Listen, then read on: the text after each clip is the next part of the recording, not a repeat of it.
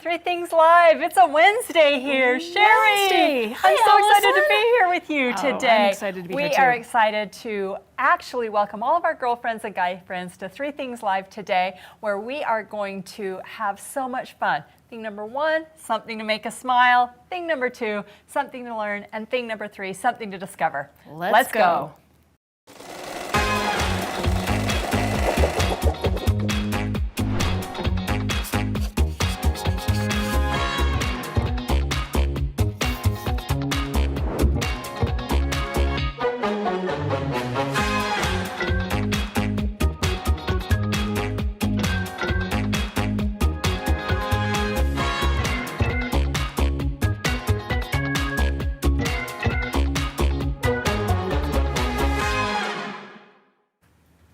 Hi, welcome to Three Things Live. I'm Allison and I am here today with Cheri and Sandra. We are so excited to welcome you.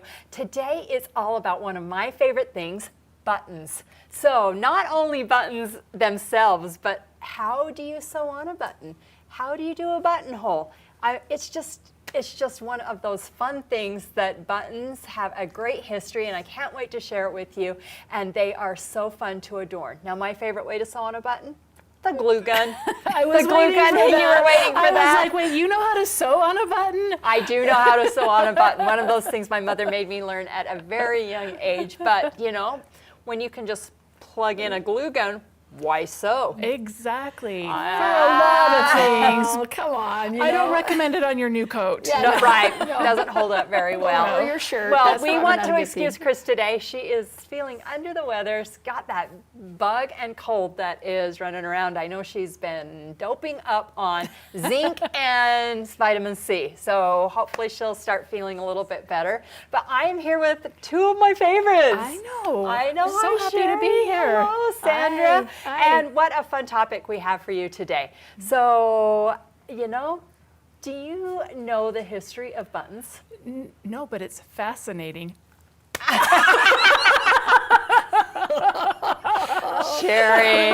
Cheri.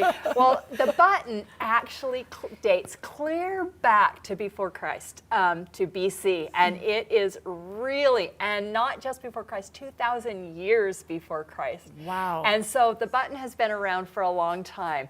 Was it round? Yes, I have a picture. Oh, Look, okay, you can so see it's this always picture. been round. Yeah, Okay. so it's Wow. round, and they actually made them out of shells or wood or clay or anything that they had.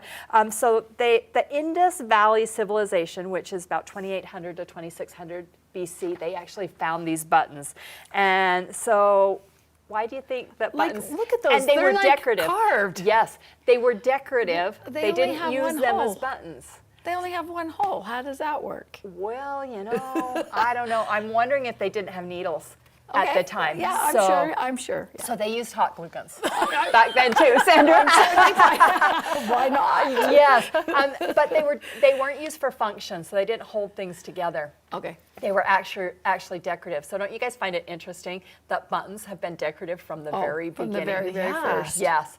All right. So then they made a little bit of a change in the medieval times. And so, of course, obviously this picture is not from medieval times, but then they were used to denote status. And they were actually covered in fabric. I'm sure. And so, you know, they got a little bit more boring underneath, but then the status of them. And they used a ton of buttons, and that's when they became functional. I'm gonna say, look at all those buttons up the front of that dress. Right. Like, Right. Can you imagine Yes. covering those by hand, Yes. then sewing them on, actually carving the wood part underneath, because I'm sure they were made of wood or having to make the mold. I mean, just absolutely crazy. Then in the Middle Ages, there was kind of a little bit of a breakthrough.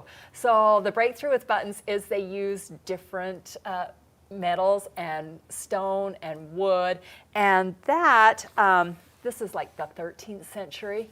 So they became practical fasteners for fitted clothing in the So, 13th century. like looking at that one doesn't even have holes, and I have never thought of that. I'm like, oh, but that would work. The Right. one on the top left, I'm like, Right. how cute is that? Yeah. We should bring those back. Seriously, did you guys ever have those sweaters that had the wood The with toggle- the the toggle toggle buttons? buttons? Yep. Yeah. finally, in the Industrial Revolution, which is your 17 to 1800 BCs, that's the next picture here, they became mass-produced. And so that is when they started making them, and they were available more to, you know, the whole country instead of those with money or slaves. Well, and I'm sure they became very more circulated. Right. So, but look at how amazing they look still. Right. I have They're some just that so might look beautiful. like that. I do all too. throughout history, when you look at the history of buttons, Yeah. seriously, they are so decorative. I mean, they never were just purely functional. I think that in modern times, buttons have become more functional, and they're still decorative, but they are more functional because of the mass produce and because of what they are. So I'd never thought of a button as having a whole history clear back to 2000 BC. I mean, is that not amazing? That is. To you guys? That is. So it's amazing that they've been used that long. I know. And they didn't find anything better. So when you think back, and I'm asking the audience as well, when you think back, do you have a favorite article of clothing that had some buttons that you remember? Because I do remember having really fun buttons. Do you remember in the 80s when the buttons were like this big? Oh. Big. Yeah, I mean, they were just like big, huge decorative Well, buttons. on your coat especially. Yes. All the big buttons. even that they- now, I think and coat buttons. double-breasted and, you know, the whole bit. But when I was a little girl, my mom would always put really fun buttons, like on the placard of dresses. You know, you'd have your 3 pearl buttons or floral buttons. I have just always had a great love for buttons. And one of my memories is sitting on my grandmother's floor, and she had a button box, and just going through. There was a button box and her costume jewelry, and I loved that. As a little girl. Did you guys have a memory like that? I do too, yeah, the buttons. But there's also Heath Ledger in the first night, no, not first night, Knight's Tale. Okay. Where they talk about, he's saying, oh, we're going to make him an outfit, and it's going to be green with toggle buttons. Because I had toggle buttons on a sweater, and I've always loved that in the movie. I'm like, I had toggle buttons.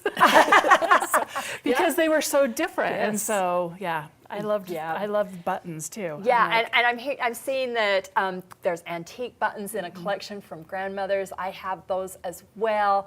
That you just keep. She keeps hers in a fruitcake tin. I love fruitcake. But so many good memories about buttons. How many of you have those Danish cookie Yes. tins that are loaded full of buttons? I've actually moved mine into a big canister because I like to see them. Yes. Yeah, I absolutely like a glass one, Yes. and then you have it decorated. Did you ever make those necklaces that you would string the buttons, and then they would be all those, and then you were so mad when you gave it to your mom and she didn't wear it every day, all day? You know, and There's no hurt feelings here. Mom, I'm sure she still has I it. have a granddaughter that she's 3 years old, and she's constantly, whenever I'm in my sewing room and she comes in, she goes to my buttons. Yes. And I have containers of them, obviously, everywhere, and she just sets them out. She sorts them in colors and sizes, and it's just What like a great teaching tool. Oh, totally, yes. And I love the feel of buttons. I mean, do you just like to stick your hands in your button box and just feel those buttons through? Now, I do have to pick on Steve yesterday. He'd never heard of the game Button. What? Who's got the button? So we had to teach him. So I brought my buttons today. You got your, that's where you learn to be sneaky as a child. All right, well, before we move into thing 2, buttons are one of those things that we cannot keep in stock. You guys love buttons as much as we do. Seems like every time we buy novelty buttons, they sell out so and they're fast. hard to find anymore. Yes, and they're especially hard to find they're expensive a little bit. Yeah. Like if you go into Hobby Lobby or Michael's or whatever, and you're buying $1.49 for 3 buttons. Well, if you guys want to get the jump on Comments Sold, we do have buttons on our website in this fun value Valentine's pack that is all things Valentine. And I'm going to send this with Cheri, but we have these on our As Sing on 3 Things Live. I'm going to send that with Cheri because she has a fantastic project that she's going to share with you that's all about the buttons. So we'll be right back in just a few minutes. Let's do this. Wow. Oh, there we go. There we go. That was really 3 Things Live is where we always have something to make you smile Something to learn. and something to discover.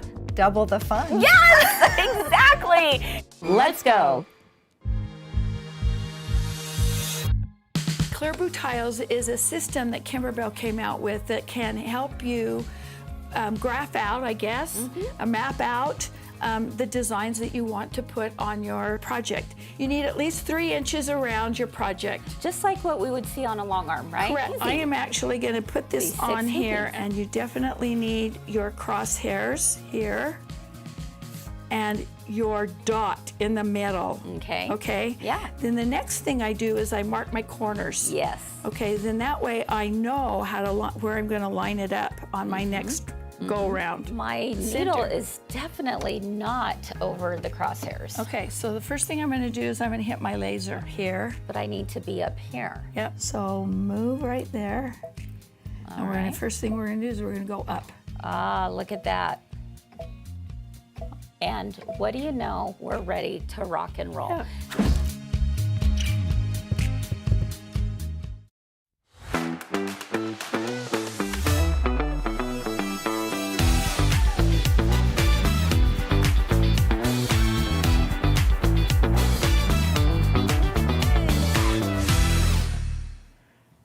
Hello, Sandra. Hey, Cheri, how are you? I am doing great, and Good. I am so excited today to talk about buttons because I have inherited great grandma's button tin here. I love your tin, and Cheri. I do not That know is great. if this is a fruit cake or cookies or just a fancy tin. It doesn't say on it, but that is the tin that I've had That's a forever. keeper. It is a keeper. Oh, for sure. Keeper. We had this, and I actually think it lived inside of my mom's ice cream bucket for a while, just like this, because that's what my mom had. And so I don't always keep buttons in it, but just like Allison, like, don't you love just like opening this up and ta-da! Look at all the Look at buttons. those buttons in there. Oh, this one here. Look at this one. What's that say? Girl power. Girl power. So you know that was like a more recent button. Yeah, I'm sure. But don't Those are great, Cheri. you know, if we had this sitting in the store, wouldn't you walk by and what would you do? look at this one. She couldn't even like 2 seconds, guys. Her hands are in those buttons. I'm like, whoa, look at Aren't that. those now I know that one came from my great grandma because she would sure. take the buttons off Okay, of clothes thank and you. sew them back together so that you didn't have to search through all the buttons. So I have through all of the buttons, I have like these little treasures of a collection of buttons Yeah. that came off of some of her clothes before she got rid of them. Yeah. So, My aunt would go out to the thrift stores and and just take the buttons. and purchase all of these items and then cut all the buttons off of them and then I have a tin, pretty much like not Do like ya? that one, but I have Yeah. a tin full of buttons that I got from my and mom it's so and my fun. aunt. So Yes. fun to go through them. Yes. I've been using all of these buttons for years because I'm like, they're not going to do any good to just pass them Do along. you have them all sorted in colors, I Cheri? actually do. I actually do. I went to wow. glass jars because I did get tired of kind of having to try and find. There are some little teeny tiny buttons in this thing. And sometimes when you need like 2 little black eyes and you're like, I Yeah. don't know. I love the pink. These came from great grandma. These are like the perfect noses on Oh, yes. so many things that I've done where I'm like, Yes. I need this little pink button. And yes, I can get one with holes in it, but I love these little ones with that are covered. yeah, the with shaft shank. on the back. And I'm thinking this must have been like a full-length dress because I have got so many of these. Yes. So those are awesome. Those are awesome. Yeah, I love that. I love the buttons. And like I said, they're now from great grandma, my mom, and me as we've just added to it. And so I came up with a project this week where you get to showcase the buttons. Now, if you don't have a button box, that's okay because we got you. And we have these buttons here that you can add to your project. So if you need some buttons to add to your button collection, go and buy these because these are cute. This has got a fun collection of pinks and reds and whites and golds and Those are so awesome. many buttons that would look so cute. Like let's see, we could open them up, dump them in there and see exactly what they would look like in your collection. Yeah. But yeah, those what are great. I wanted to do was a project that showcased buttons. And I came up with one that I used some techniques just from Kimberbell, but you could also do with sewing. And this is the pillow I came up with. And this was my first prototype, because I wanted, these were hand sewn with embroidery floss because I wanted the movement and the texture, and you can like Hear it. you can hear Yeah. the buttons. Yeah. So this is a good option. if And I you have noticed that. they're not all tied down tight. No. They're loose. They're loose because then when you set the pillow up, some of them will like hang over. I think this one, there's these two I sewed right on the front because these ones are just hung over. So Oh, okay. I like how it just kind of will hang over and add a little bit of texture around that heart in different ways, depending on how you set it down. So lots of texture for this. But I wanted to show you something else that I love about buttons, and that's putting them on with a machine. So we went with a little different look, same pattern, and we have this one right here where all of the buttons have been put on with a machine. That's awesome. Isn't that fun? Not my hot glue gun. Not the glue gun. Not the glue gun. But you could. You could. You could. Definitely But what could. I wanted to show you were some of the feet that you're going to use when you put a button on with your machine. Okay. And in with my machine, I got a M foot. It's right here. And I don't know about you, but I actually had this a long time before I even looked at it. And I'm like, I don't really know what that foot does. And this is a button foot. So I'm gonna take that button out of there. And we have this button foot, and it's kind of a crazy looking little guy here because it's got these silver feet right here. And it also has on here kind of a little slidey thing that comes out right there. That measures your button? Nope, it doesn't Oh, it holds measure it your on. button. So yeah, that's what this does. Oh, wait, I know what it's for. Never mind. Okay. Go on. So I'm going to grab a different button here just so that we have contrast with that white. And I'm going to put under, this little thing is kind of like spring loaded. So I'm able to slide my button in there and it goes right back here. And I'm going to line this up right between those holes right there so that when I put this on my machine, this is a 4-hole button, so I'll do this twice, and I'm going to sew back and forth right there. But now I have this thing. What is the purpose of this? This can either slide forward, you can kind of see it right there when that comes out, or it can slide back. And it doesn't hold your button on. But it puts that gap between your Yes. button. If you're putting a button on something like a coat or some jeans and you need a little bit of thickness, this will slide out and it will give you that gap so that your button has a little bit of movement. Well, it has some space between Yeah. it so that when it goes through the thickness of the fabric that it works better. Yeah, exactly. So that's what that does. So you get a choose your own adventure. Do you want that? On my pillow, I didn't need that because it's just want 'em decorative. flat. Yeah. So I can just move that back and then I have that there. Now, something else that people often talk about is they want to know, how do I sew it on once it's on my machine? And some machines actually have a setting that will sew on a button, but I have found, for me, I don't like it because when I put it there, it's hard to change my width. And most buttons are pretty close to the same, but not all of Not them. all buttons are made the same. Yes, so that That's right. width between the buttonholes Right. can be a little bit different, and I Right. find that I need to change it just a little bit, and so I just will go to my zigzag setting, and I will take my length all the way up to 0. You can also drop your feed dogs, but I like it when it's just at 0 because I can see it on my screen. It will just be a line across. But you still have to adjust the width of Yep. it, obviously. Yes, and that's what you have is you have control over the width. And we're going to try sewing a button on. Okay. Are you ready? I think I've done it a few times. You've done it a few times? Not with this particular foot, but I have sewn a button on Okay. with my machine, so it's all good. One thing, like if you're sewing on fabric, you don't want to sew straight on the fabric. I would recommend having some kind of fusible if you're just sewing on a piece of cotton. These ones here on this project just went on a piece of cotton, or the batting was in there, so I didn't add that. You want to add it on there?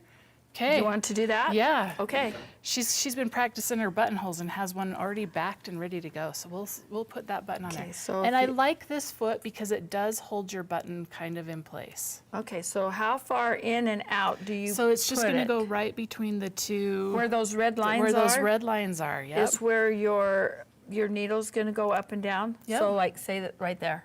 Yep. Okay. Yep. And as you put it in there, I always, for my very first one, Do you want, will hand wheel we'll it. just use this green. We'll just use this green Yeah, use the green thread. thread so then it'll show up a little bit. Okay. Okay, I think I got it. Yep, got it. All right, I'm just gonna stick this underneath here. Isn't that nice that it holds your she's button really right trusting because I've not done this with this little foot before. there? Okay, so let's go to the zigzag stitch. Okay. So we're gonna go over to 9. Yeah, that one's fine. Okay. And then you're just going to take your length all the way back.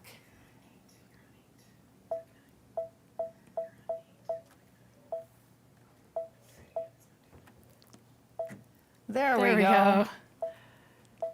All the way down. Yep, all the way to 0, and you'll see your stitch go to one little teeny tiny, Yeah, you can see that right one there. little teeny tiny mark. Okay. Because Now- that's not going to move at all, we don't need to really drop our feed dogs, but you could. Okay. So- So you definitely drop your foot, but not your feed Yeah, dogs. yep, Okay. Yeah, yep. I'm not gonna. And then for your first couple stitches, we're going to hand wheel that forward. Okay. That is Because not there is on there nothing worse straight. than the sound of a breaking needle. Well, or a broken button. Yes, or a broken button. Okay. So you got it set? all right, Do you I want me to? think- And most buttons Okay, yeah. have pretty similar distance between the holes, but not all of them. And so I know that this kind of came up when we were doing the Kimberbell Sweetheart Street, because they're in their set of buttons, they did have a different width. And that's where I was like, oh, I don't like that other one. So I put my needle down Mm-hmm. before I put my foot down. Oh, okay. So then that way I can. So you can line it up on the one yeah, side. Yeah, line it up a little bit there. Yep. Okay. And I'm gonna drop that. And Sybil says people used to use matchsticks to make that little gap. So a little history of the Okay. buttons. I remember putting, Boy, I think that it was like a worked. toothpick there. That worked right there. Okay, so once you've got that, I'm gonna turn my You- speed way way down. down. Because my foot control is not plugged in, but I will. I'm gonna plug it in and then use my foot control because Okay. I'm much better at that than I am. so she's just gonna go back and forth. And And I it- usually do like the first few and then I just go zzz. Okay. Because you want probably about 20-ish stitches, I would say, depending on what you're putting it on. Obviously, if it's gonna be used, I would go back and forth about 20 times. Now this is a really good thing for anybody that particularly maybe does not have that button sew on feature on their phone. Now But their on machine. their machine. Sorry, on your phone. She's got a too. whole kind of phone here. Anyway, but the good thing about the feature on your machine that does that, it does a tack down first. Yeah. It'll do 2 or 3 stitches first, and then it'll do your zigzag, and then it'll do it again. Yeah. So it's kind of a tie-off Yes. for your button, where on this, you don't particularly have You don't that. particularly have it, but you could if you just push the tie-off button. Right, right. So I don't usually do it at the beginning, but I usually do it at the end. Okay. And I'll just do a tie-off where it will stitch 3 or 4 times in the same hole and be tied off. Okay. And I'm just gonna do that, and then as I pull this Yep, off, you'll just slide it out of that it attachment. slides it out at the same time. So there, you can There take it a look is. at that. Look at that. So this is a 4 one, so we would just do it again. We could just slide that button up and do the other 2 holes. And if you wanted to do them at a different angle crosswise, Yep. you You could would just- definitely yep. just turn your button so that when you stitch that zigzag stitch, it would do that. Now this width was really great. Yeah. Because it set it at 3.5, Yep. and it came out just great. And that is pretty common. Yeah. That's a pretty common, but I was looking through my buttons and there you might have to, as you go back with those hand things, decrease it or increase it just a little. And it's the same thing. You do exactly that same feature when you're putting it on with that button feature. So the button feature on your machine, and we'll show you where that's at also. Okay. The other foot I wanted to show you is this little foot right here. And this foot does not have a way to hold the button, but this attachment right here is a little bit rubberized. And so this one, like as I'm putting it in, I don't hold it, I just can put it here and I will line up those holes, just like on that other one where it's right between that blue, and then it will go back and forth there. So I like this one too. So it kind of depends on the buttons. Bigger buttons I think work better with this because that rubberized grip holds it. But other than that, it's the exact same process. So what happens if I don't have those feet with my machine? If you don't have this, okay, now I would say first of all, go and look for them because the M foot, this one here, actually comes with a lot of the different machines. Okay. It came with the Brothers, it came with the Baby locks, so, and it looks just like this. I think it's a foot that you're like, don't know what that does, and I just have left it. So this is the M, like the letter, like M&M's foot. There you go. And so, and this other one, they actually call it an M foot too, and I don't know if it's just because it's a button foot, but that's what it was called, but I call it my button foot. So, Okay, but again, what if I don't have that? If you don't, and I have buttons that I need to sew on, what do I do? You can buy them. You can buy them on their own, so you Okay. can still purchase What those else on foot. can I do? What else can you do? You can just use the zigzag in a regular foot. How about just using the shank on my machine? Can you? And not a foot. And not a foot? Yes, you can. All right. Yes, you I can. have not done that. I have done that. So Yeah. there you go. You definitely can do that. But I mean, the one that holds the button is great. I think that's the first one I would look Yeah. for. Yeah, because it holds it as you're moving your fabric and stuff like that. But if by some chance you have a button that you want to sew on and you don't have that foot and you need to get it put on, you can definitely just use the shank on your machine. It'll just set down there and it'll hold that button in place, and then you can sew it on. All right. So, yeah. Well, we got another feature all about buttons that we will get to right after this. Calling it the right side up banister quilt. I just want to kind of, take you through how we do pre-cut, pre-fused kits. They have like little tick marks, and all you have to do is a little snip with your scissors. That's it. Very easy, and it comes right out. With these pre-cut, all you have to do is just peel off the back. All right, you've got your fusible there.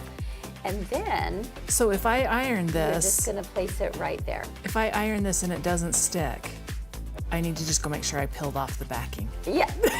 Are you asking for a friend? Yeah. Yeah. And you're just putting it right inside those lines. Pretty They match darn up good. really They good. do. So very, very easy to do. We hope you are as excited as we are about this.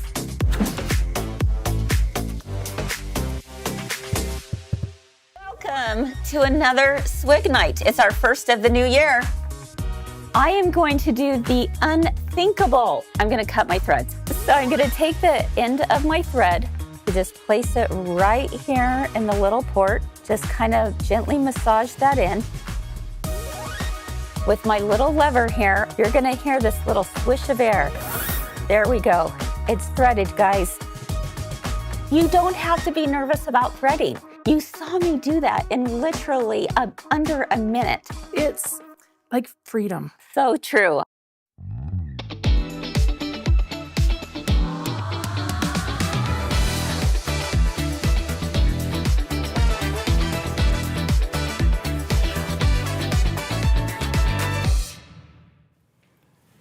And okay, Cheri, how long have you been making buttonholes? Have you been making buttonholes? Let's ask that one too. So I remember making buttonholes as a kid when they were hard. Yeah, They were so hard, exactly. and no one wanted to make them. Yeah, exactly. You did not want to because you had to take your little seam gauge and you had to mark your buttonhole, and then you had to go to your machine and you had to do this step and then this step and it was like, oh my gosh, I do not want to do that. No, Okay. we hot glued our clothes together. Yeah. Right. And I can remember making those buttonholes. I made a lot of them. So when the newer machines have come out and How do you feel about making buttonholes now? You guys, it's so easy. One step. I know, and it just makes you look like you're so amazing. Yes, it makes you, it looks like you're doing a great job. Yeah. Okay, and as I was looking at this, I thought the hardest part is deciding how do I want my buttonhole to look? Yeah. I mean, look at this. I made several different buttonholes on the machine, and I was like, ooh, gosh, which one do I like best? How do I want my buttonhole to look? Because as buttons can be decorative, so can your buttonhole be a decorative step on it too. Also, you look at it and go, what is this? Yeah, that foot looks kind of freaky. It does. And it might be another one that you've avoided because you're like, I don't know what this foot does. Right. It's like, I have no idea how to work that buttonhole foot. It's like, how do I do this? So I think it's really great for us to get to know our machines, and we need to get to know the feet that we use on our machine. I think that is just so vital to any seamstress. It doesn't matter what you're doing, quilting, sewing, whatever the case may be. You need to know what all these different feet can do on your machine. And this is one of them. Yeah, okay? it is. It's an amazing little foot. The one thing that you have to look at is that, first of all, this is what measures your button right here. So you can see it'll go up to a really pretty good sized button. So it's like custom. Yeah. Yeah, you just stick your button in there and close that up, and that's the size of your buttonhole. How many times do you remember measuring that? Making sure that that buttonhole is the right size. And getting it all done, and it was wrong. Yeah, exactly. This is like success guaranteed. Exactly. So, and again, you can do up to multiple sizes of buttons. Let's see this one. This one? Cheri brought this button. What do you think of that button? Well, it doesn't look bad. Look at that. That was in Grandma's stuff. There's a set of them, but I'm like, oh, you can't do that one. You can't sew that on your machine. It's probably almost a half an inch thick, guys. But do you think that you could do a buttonhole for it? Yeah. You definitely could. Because of the thickness of this, I probably would give it just a little bit of a leeway and make it just a little bit bigger. Yeah. Because obviously, in order for that button to go through something, through a buttonhole of any kind, you definitely have to do it. But I'm just for purposes here, just to show you that your buttonhole foot will make a buttonhole that size to fit that button. So anyway, let's go back to these that are a little bit more usable. Anyway, you just put your button in there like that, and it measures your button. And this one here, this particular foot, and you have to know on your machine, does it sew it from front to back or back to front? Yes, okay? Always do a practice run. Yes. So you know that. Yes, 'Cause always. It does change from machine to machine. Right, it does, because my Solaris, it went this way. I used my button to measure from the front, and then it sewed it. But this particular one, on this Still Air, you put it on, and you put your button, it goes towards the back. So I'm going to give this to you, and I'll have you put that on the machine, and then that way we can make a buttonhole. So which buttonhole would you like to make, Cheri? Ooh, I don't know. They are really cute. There are some really fun ones, different kinds. So anyway, yeah. So as you can look at this, and again, when I did these, I did different sizes here. So I've got some different sizes, and then these are a little bit smaller. But as you look at the difference of them, this has like a little keyhole right there. This one has like a zigzag stitch through the middle of it, same as this one, so a little bit wider. But another thing that I noticed is at the end of your buttonhole here, some of them were just a bar tack back and forth this way, but this one had the bar tack going this direction. Ooh, kind of like a little satin stitch going on there. Yeah, exactly. And there's different widths here. Yes. So yes. which one did the little bar? This one, the one that the little bar tack this way. So as you look at your machine, you can see where, like on that one right there. Oh, there you go. That's a fun one. Should we do that one? So let's try that one. Okay. So I just have to drop my foot. You do. And now wait a minute. We still have a red light because what did we forget? You forgot to drop the little bar thing that measures your button. So see this right here? It just goes down, and on this one, it's going to go behind that first because it's going to let it know between this gap when it's there. So Right. as soon as I drop that, we got a green You got light. a green light. All right. Now it also tells you to grab your thread. Okay. Okay, and hold on to your thread, because what I found happening is that the very first of that buttonhole, it would just kind of, it doesn't pull your thread down into your feed dogs. Okay. It leaves it on top. So you want to grab it so you don't Okay. have a big knot on the top. And let's grab it so it's behind there, just Correct. like that. Yep. Okay. All right, And we're just gonna hit, you can just hit the go button, but we gotta we gotta unplug this. Yeah, now. All right, there we go. And it's just gonna make like one touch and we're going. Yeah, that's it. We might want to speed it up. There we go. So this is doing some reinforcing stitches. Uh-huh. And now it's doing the zigzag over those. And this is a big buttonhole we're making. Yeah, it's good. I mean, you haven't got a small button there. It's a pretty good sized button you've got there. So like I said, it's not a small one. And it's already done like the little keyhole, and now it's coming back on the back side. And I don't need to do anything. That's it. You stop, and now all you have to do is cut your thread. It'll bring your needle up. It'll bring your foot foot up. up. And did you see how that buttonhole foot just kicked back? Yep, kicked back, and there it is. There is our buttonhole. And there it is. So then all you need to do is obviously is just cut your thread here at the very first, but there's our buttonhole right there. Isn't that fun? That is so fun. That's a fun one. So another thing that I think about as far as buttonholes is, how many of you are afraid to cut your buttonhole open? It only takes once. You do it wrong one time. That's exactly right. You do it wrong one time. But I'm going to show you just a couple of little tips on how to cut that buttonhole open without having any possibility of cutting the end of your buttonhole totally. Okay. So what I learned early on was to take a straight pin and put it at the base of your buttonhole like that. Then I'm going to start, I usually start in the middle, okay? And I'll take my seam ripper, and you can use just a pair of scissors, a really fine point scissors, but I usually take my seam ripper and just push that. And once you get to that pin, It just stops. It's not going to go through the end of your buttonhole there, okay? So then you can take it and move it back to this end, and then turn it around as if you're starting in the middle. That's just a habit that I've always had. And then there you go, and then your button. And It I opened always- perfectly, and you didn't even go past it. No. Okay, hand me my button. I'm going to Okay. make sure that it fits, and that it's going to go through the buttonhole. So I always like to put my button on top of my buttonhole like that, just to kind of double check it and to make sure. But after I've cut it open, look at that. And it's got the right amount of resistance. It's not too big.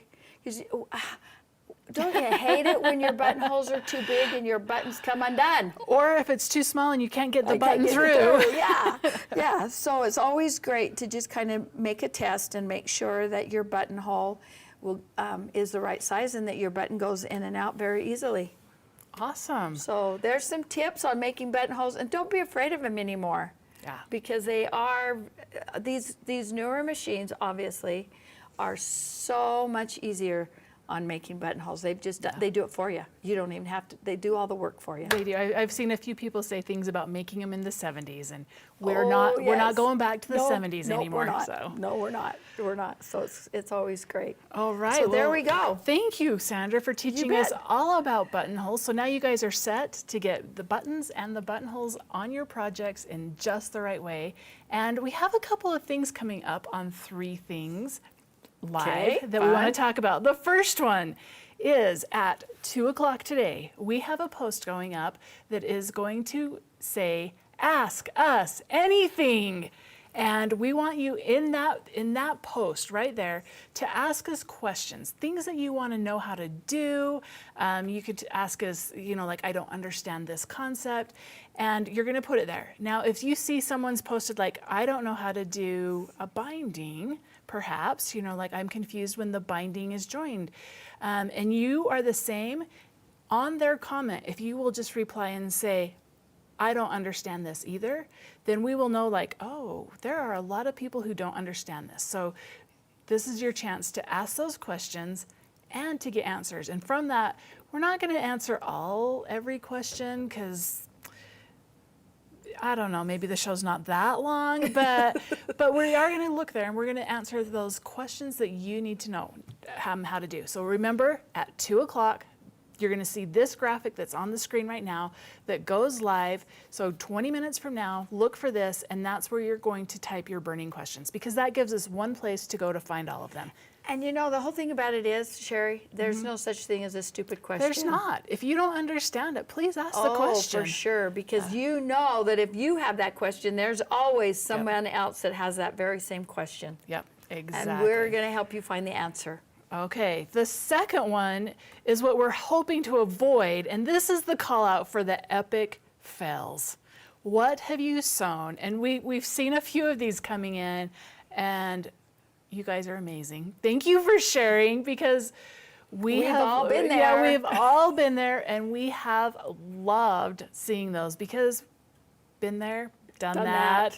Yeah. And we want to share and be able to maybe have a smile with each other and be like, you're not alone. We got you. And it's like what Chris said earlier. She says, we've got you. We've got you covered. We can help you figure out why you're having that epic fail. But the one thing that I learned early on, and I think I've said this before, there's no such thing as a bad mistake. It's a creative experience. It is. Because you can always make it better. You can always learn from those mistakes. And that's how we learn and how we grow. Yep. So don't hesitate at all to show us your epic fails, because I've probably been there. I've done them all. Yep, absolutely. Yeah. The last thing we want to talk about, and this is the one I'm so excited about, you guys. Yes. We are doing our galas retreat, and we have 5 different ones that are available, but no, we have a lot of openings in June, and I'm like, you guys are crazy, first of all, because June in Cache Valley is the favorite time to be here. It's awesome. It's so pretty. It's so green.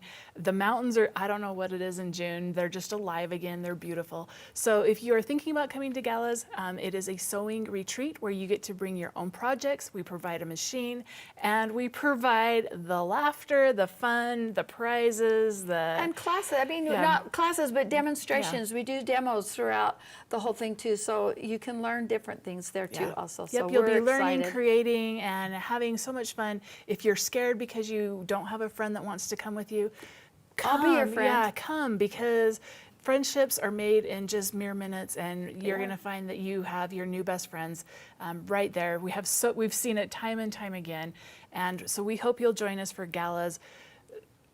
There's a few spots, but June is the one where I'm like, you guys, you don't know what you're missing in June, because it's beautiful. It's a great time of year to come to Cache Valley. Yep. So we hope you'll join us for that. And that's going to wrap up our show. I'm so glad you were here with me, Sandra, to learn all Cheri. about buttons. I learned a lot. I mean, just that buttonhole foot, I'm going to try it. I'm going to use it. All right. We'll see you guys next time on 3 Things Live. Bye. Thank you.